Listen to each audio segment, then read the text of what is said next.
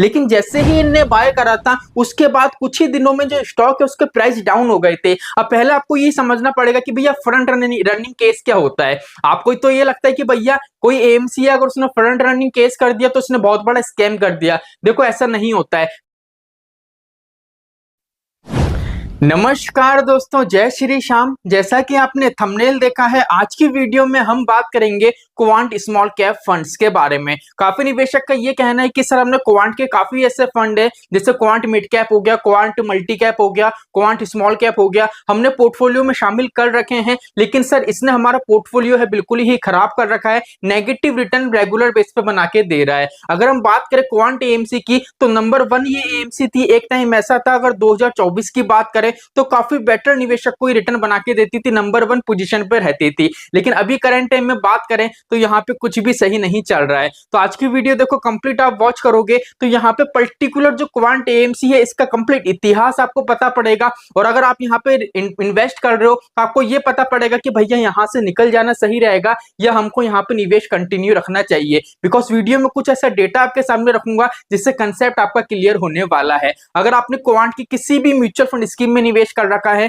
तो आज की वीडियो आपके लिए है। हम पर्टिकुलर डेडिकेट लेके चलेंगे क्वांट स्मॉल कैप को, लेकिन कंसेप्ट पूरा क्लियर होगा जितनी भी म्यूचुअल फंड स्कीम है उसी को लेके। तो चलिए शुरू करते हैं। चैनल पे नए हो तो चैनल को सब्सक्राइब कर देना और बेल आइकन के बटन को दबा देना। तो देखो यहाँ पे सबसे पहले बात आती है क्वांट स्मॉल कैप फंड की। अगर इस पर्टिकुलर फंड की बात करें तो 1 जनवरी 2013 को ये फंड लॉन्च हुआ था। लेकिन जब ये फंड लॉन्च हुआ था उस टाइम इसका नाम क्वांट नहीं था। जो एएमसी है वो उसका नाम क्वांट तो बाद में रखा गया है, पहले इस एएमसी का नाम था, देख लीजिए, स्कॉट्स म्यूचुअल फंड। ठीक है, जो क्वांट है क्वांट की जगह आता था स्कॉट्स स्मॉल कैप फंड्स, इस तरीके का नाम लिखा हुआ आता था। लेकिन क्या हुआ, 13 सितंबर 2018 को क्या हुआ, इसका जो नाम था, जो पुराना वाला नाम था स्कॉट्स म्यूचुअल फंड, इसका नाम चेंज करके क्वांट बदल दिया गया था। फिर जितने भी म्यूचुअल फंड स्कीम है उसको क्या कर दिया था, एएमसी का नाम चेंज करके क्वांट रख दिया गया था। इतना तो आपको पता पड़ गया। चलिए अब यहाँ पे बात कर लेते हैं, जब ये क्वांट एएमसी है इसका नाम पुराना था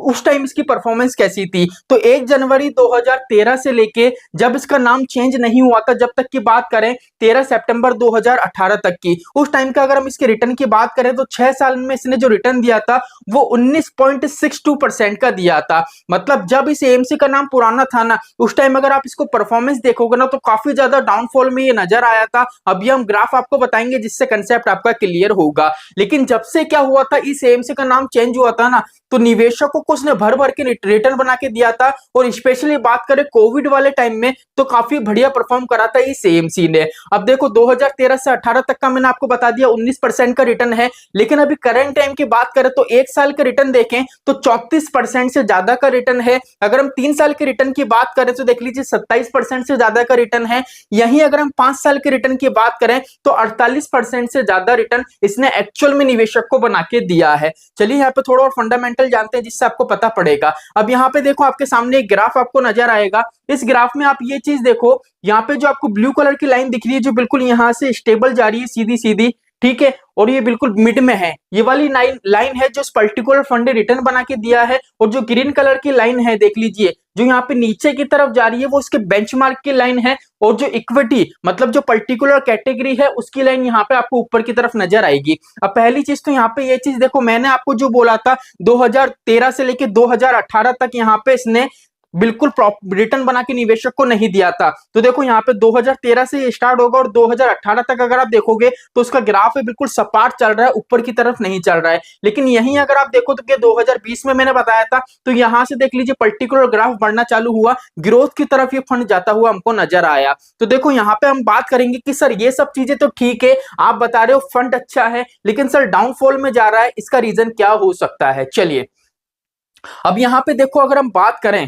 तो देखो क्या लिखा हुआ है, उपलब्ध जानकारी के अनुसार क्वांट फ्रंट रनिंग केस जून 2024 में तब प्रकाशन में आया था जब सेबी ने इस एएमसी में क्या करी थी, कार्रवाई करी थी। मतलब इनके जो ऑफिस है वहां पे क्या करा था, छानबीन करी थी। अब पहले आपको ये समझना पड़ेगा कि भैया फ्रंट रनिंग केस क्या होता है। आपको तो ये लगता है कि भैया कोई एएमसी है, अगर उसने फ्रंट रनिंग केस कर दिया तो उसने बहुत बड़ा स्कैम कर दिया। देखो ऐसा नहीं होता है। पहली चीज तो जो क्वांट की एएमसी है ना, जो सेबी ने यहाँ पे पकड़ा था फ्रंट रनिंग रनिंग स्कैम, अभी तक इसकी कोई पुष्टि नहीं करी गई है। आप चाहे गूगल करके देख लेना, अभी तक कोई यहाँ पे सबूत नहीं है कि भैया क्वांट एएमसी ने इस तरीके का कोई स्कैम करा था। अब पहले ये समझो कि फ्रंट रनिंग होता क्या है। फ्रंट रनिंग में क्या होता है, जैसे मान लीजिए आपने क्वांट स्मॉल कैप में निवेश करा, अब मैं क्या हूं, क्वांट स्मॉल कैप जो फंड है उसमें फंड मैनेजर हूं। तो जो फंड मैनेजर होते हैं ना, वो क्या करेंगे, जो पर्टिकुलर जिस फंड में फंड मैनेजर है उसमें अपना पैसा निवेश कर सकते हैं, ठीक है, लेकिन उस पर्टिकुलर फंड के पोर्टफोलियो में जो स्टॉक है ना उसमें पैसा निवेश नहीं कर सकते। जैसे मान लीजिए 50 स्टॉक ऐसे हैं जो क्वांट स्मॉल कैप के अंदर हैं,